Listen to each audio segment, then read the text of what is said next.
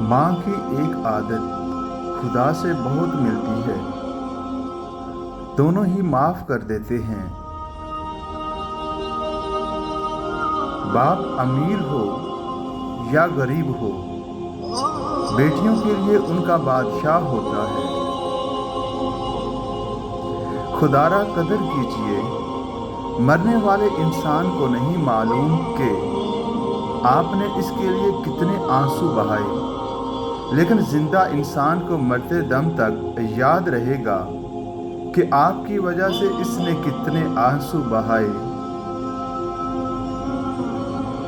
جو رشتے آپ کے پاس ہیں ان کی قدر کیجئے، انہیں احساس دلائیں کہ وہ آپ کے لیے کتنے اہم ہیں اور آپ کو ان کی کتنی ضرورت ہے، ان سے کتنی محبت ہے۔